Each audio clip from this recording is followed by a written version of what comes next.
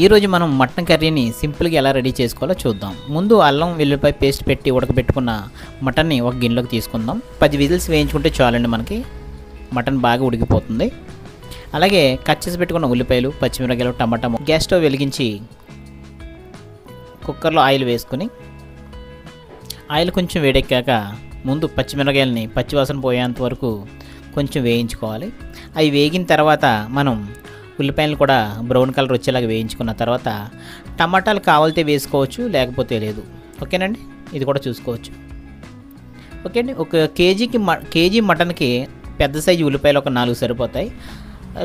కొంచెం గ్రేవీ కావాలనుకుంటే మనకి 5 ఉల్లిపాయలు వేసుకోవచ్చు. అలాగే ఈరోజు మనం 3 కేజీలు మటన్ వండుతున్నాం కాబట్టి కేజీకి 4 చొప్పున అయితే 12, కేజీకి 5 చొప్పున అయితే 15 ఉల్లిపాయలు మనం వేసుకోవాలి. పెద్ద సైజే, అంటే పెద్ద సైజ్ అంటే మీడియం సైజ్ మటన్, మరీ పెద్ద సైజు కాదు.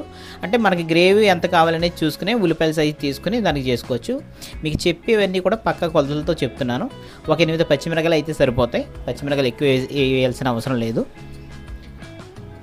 అలాగే టమాటాలు కేజీకి 2 చొప్పున 3 కేజీలు కాబట్టి 6 టమాటాలు వేసుకోవచ్చు. టమాటాలు మీకు కావాలంటే వేసుకోవచ్చు, లేదంటే స్కిప్ చేసేయచ్చు. టమాటాలు అంత ఇంపార్టెంట్ కాదు. టమాటాలు వేస్తే ఒక టేస్ట్ వస్తుంది, మామూలుగా కూడా మనం కూర వండేసుకోవచ్చు, అదొక టేస్ట్ వస్తుంది.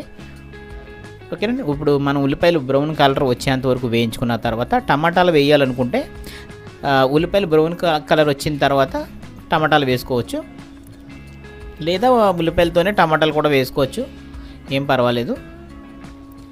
ఓకే అండి, ఉల్లిపాయలు పూర్తిగా బ్రౌన్ కలర్ వచ్చిన తర్వాత మనం ఉడికించి పెట్టుకున్న మటన్ కూడా అందులో వేసేసుకుని, ఓకేనండి, అందులో కారం వేసుకుని, ఇందులో ఇంకా మనం వాటర్ కూడా వేయాల్సిన అవసరం లేదండి. మనకి ఆల్రెడీ మటన్ ఉడకపెట్టినప్పుడు వచ్చిన వాటరే సరిపోద్ది మనకి.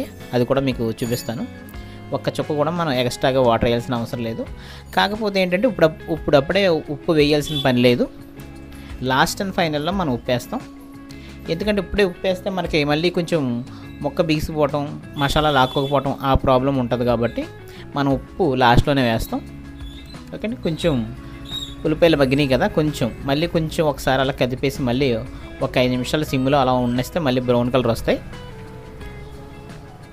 ఓకే, చూడండి బ్రౌన్ కలర్ వచ్చేసింది కదా, ఇవి సరిపోతాయి. మళ్ళీ మటన్ వేసి అలాగే ఉడకబెడతాం కాబట్టి పూర్తిగా మనకి గ్రేవీగా తయారైపోతాయి కాబట్టి ఇలా వేపుకుంటే చాలు మనకి. సరే అండి, మనం అలాగే ఉడకపెట్టి మనం అల్లం వెల్లుల్లిపాయ పేస్ట్ పెట్టుకున్న మటన్ అంతా కూడా మనం చూడండి అందులో ఉన్న వాటరే మనం వేస్తున్నాం, ఇంకేం వాటర్ వేయట్లేదు.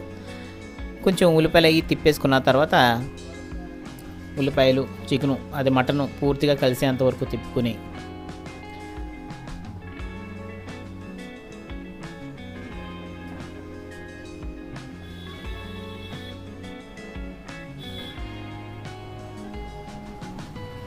కానీ ఒక మూత పెట్టేసుకుని ఒక 5 నిమిషాలు ఉంచుకున్న తర్వాత మూత తీసి ఒకసారి కలిపేసి చూడండి వాటర్ ఎలాగో, మనం ఒక చుక్క కూడా వాటర్ వేయలేదు. మన వాటర్ అంతా కూడా మటన్లో నుంచి వచ్చిందే.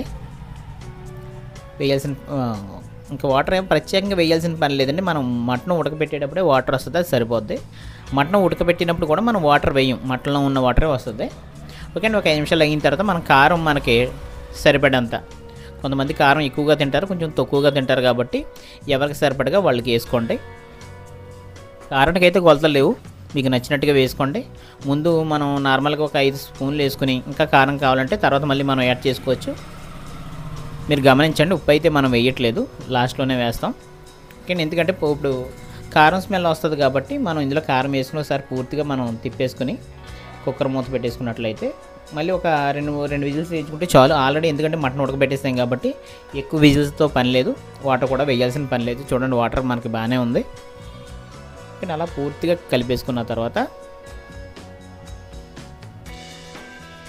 మనం ఇందులో కొబ్బరి కూర వేసుకోవచ్చు, లేదంటే జీడిపప్పు పేస్ట్ వేసుకోవచ్చు, లేదా గసగసాల పేస్ట్ వాడుకోవచ్చు, లేదంటే కనుక నువ్వుల పొడి కూడా మనం ఆడుకుని వేసుకోవచ్చు మాట. అంటే టేస్ట్ కోసం, కమ్మగా ఉండటం కోసం.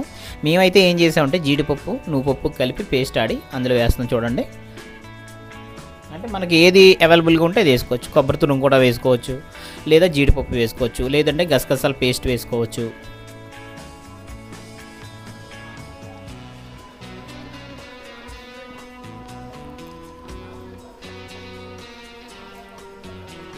ఓకే, మనం ఆడిన గిన్నెలో కొద్దిగా మసాలా ఉంటుంది, అది పేస్ట్ ఉంటుంది కాబట్టి కొంచెం కడిగేసేస్తే చాలు, మరీ ఎక్కువ వాటర్ అవసరం లేదు, ఆల్రెడీ వాటర్ ఎక్కువ ఉంది కాబట్టి. కానీ ఆల్రెడీ మనం మటన్ ఉడికించినప్పుడే 10 విజిల్స్ ఏం చేసాం కాబట్టి మటన్ పూర్తిగా ఉడికిపోతుందండి. ఒకసారి కుక్కర్ మూత తీసి 10 విజిల్స్ చేసిన తర్వాత ఒకసారి ఇలా పీస్ని పట్టుకు చూస్తే విడిపోతూ ఉంటుంది.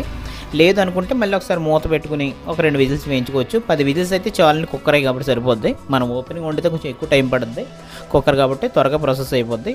ఇప్పుడు మనం చేసేదంతా కూడా సింపుల్ ప్రాసెస్, టేస్ట్ అయితే చాలా బాగుంటుంది, పక్క కొలతలతో ఉంటుంది అన్నమాట. మరీ గ్రేవీ రాదు, అలానే గ్రేవీ లేకుండా ఉండదు. వైట్ రైస్లో కలుపు తినడానికి చాలా బాగుంటుంది. చూడండి, మనకి ఈ పేస్ట్ కూడా పూర్తిగా కలిపేసుకున్న తర్వాత ఓకే, బాగా మొత్తం మసాలా అంతా ముక్కలకు పట్టేటట్టుగా చూసుకుని పూర్తిగా కలిపేసుకుని చూడండి, ఒకసారి అలా కలిపి పెట్టుకుని కొంచెం ఆ పేస్ట్ ఆడిన వాటర్ కూడా వేసేసుకుంటే మనకు క్లియర్ అయిపోద్ది.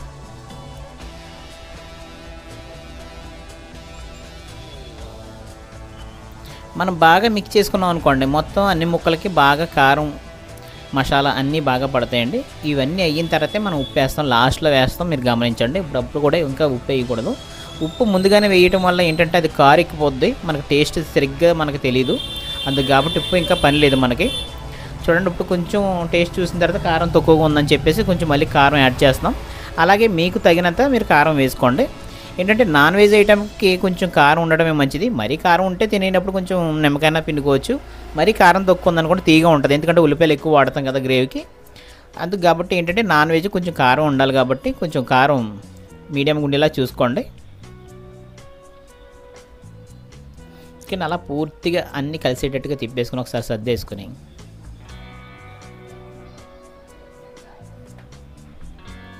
ఒకసారి అలా ప్లేట్ పెట్టేసుకుని ఒకసారి మళ్ళీ మనకి ఇప్పుడు చూడండి, లాస్ట్ అండ్ ఫైనల్గా మనం ఉప్పు తగినంత రుచికి సరిపడేంత వేసుకుంటే చాలండి. మనం ముందు ఒక లెక్క ఉంటుంది కాబట్టి కొద్దిగా వేసి చూసుకుని మొత్తం పూర్తిగా మనకు అది స్ప్రెడ్ అయ్యాక కలిసిన తర్వాత ఒకసారి ఉప్పు చూసుకుని సరిపోతే మళ్ళీ వేసుకోవచ్చు, సరిపోతే ఓకే. ఇక్కడ కారం ఎంత ఇంపార్టెంట్, ఉప్పు కూడా అంతే. మనం మామూలుగా చూస్తే ఉప్పు సరిపోద్ది, మళ్ళీ అన్నంలో కొంచెం చప్పగా ఉంటుంది కాబట్టి దాన్ని బట్టే కొంచెం ఉప్పు సరిపెట్టుకోవాల్సి ఉంటుంది. ఎందుకంటే ఉప్పు కూడా అలా వేడిగా ఉన్నప్పుడే, పొయ్యి మీద ఉన్నప్పుడే మనం కరెక్ట్గా సెట్ చేసుకున్నాం అనుకోండి, కూర టేస్ట్ వస్తుంది. అలాగే మనం పొయ్యి నుంచి దింపిన వెంటనే తినేస్తే అంత టేస్ట్ ఉండదు. కనీసం ఒక హాఫ్ అన్ అవర్ ఉంటే ముక్క అంతా బాగా లాక్కుని కొంచెం ఆ టేస్ట్ వేరేగా ఉంటుంది. ఓకే, చూడండి, మొత్తం మీకు చూపించేదంతా పక్కా కొలతలతో పక్క ప్రాసెస్తో మీకు చూపిస్తున్నాం. అందుకనే వీడియో కూడా కొంచెం లెంతీగా ఉంటుంది, ఎందుకంటే తెలిసిన వాళ్ళకి ఇది పెద్ద విషయం కాదు, కానీ కొత్తగా వంట చేసే వాళ్ళకి కరెక్ట్గా మ్యాచ్ అయిపోద్దండి. ఇది సూట్ఫుల్ అనమాట. మేము ఎలా చేసామో వాళ్ళు కూడా అలా ట్రై చేస్తే కరెక్ట్గా అయిపోద్ది అనమాట. అలాగే మటన్ కర్రీ పూర్తి అయిపోయిన తర్వాత మనం టమాటా రసంలో కూడా వెళ్దాం. మటన్ కర్రీలోకి టమాటా రసం చాలా బాగుంటుందండి. ఆ రెమెడీ కూడా మనం చూద్దాం ఇదే వీడియోలో. ఓకే, ఒక్కసారి కుక్కర్ మూత పెట్టేసుకుని ఓకే, మనం పచ్చిమిరకాయలు కూడా మనం ఆల్రెడీ వేపి పెట్టుకున్నాం కదా, అవి వేయలేదు, ఇప్పుడు ఫైనల్గా వేసుకుంటాం. ముందైనా వేసుకోవచ్చు, ఇప్పుడైనా వేసుకోవచ్చు, ఎందుకంటే ఆయిల్లో వేసేసాం కాబట్టి ఇలాగైనా వేసుకోవచ్చు ముందుగా, లేకపోతే ఇంకా ఫైనల్గా అయినా వేసుకోవచ్చు. ఎలా వేసుకున్నా ప్రాబ్లం ఏం లేదు, ఏంటంటే పచ్చి కాదు కాబట్టి. ఓకేనండి, ఒక్క 5 నిమిషాల నుంచి మనం తీసేసి ఒకసారి కలపెట్టేసుకుని ఉప్పు అవి చూసుకుని టేస్ట్ చూసేసుకుని ఓకే అనుకుంటే మనం కుక్కర్లో నుంచి మనం హాట్ డిష్లోకి మార్చేసుకుందాం మటన్ కర్రీ. ఈ మటన్ కర్రీ అయితే సూపర్గా బాగుందండి, టేస్ట్లు అన్నీ సరిపోయినాయి, చాలా బాగున్నాయి. ఒకవేళ ఉప్పు కానీ వేసుకోవాలనుకుంటే ఇప్పుడే వేసుకోవాలి ఇంకా. ఓకే, అన్నీ పర్ఫెక్ట్గా ఉన్నాయి. ఓకే అండి, మనం పొయ్యి మీద నుంచి మటన్ కర్రీ తీసుకుని ఒక హాట్ డిష్లో వేసేసుకుందాం. చూడండి, వేడి మటన్ కర్రీ రెడీ. ఇప్పుడు మనం టమాటా రసంలోకి వెళ్ళిపోదాం. చూడండి, టమాటా రసానికి కావాల్సింది టమాటా ముక్కలు, పచ్చిమిరపకాయలు, ఉల్లిపాయలు, అలాగే తాలింపు పెట్టడానికి తాలింపు సామాన్లు. ఇక్కడ ముందుగా మనం ఆయిల్ వేసుకొని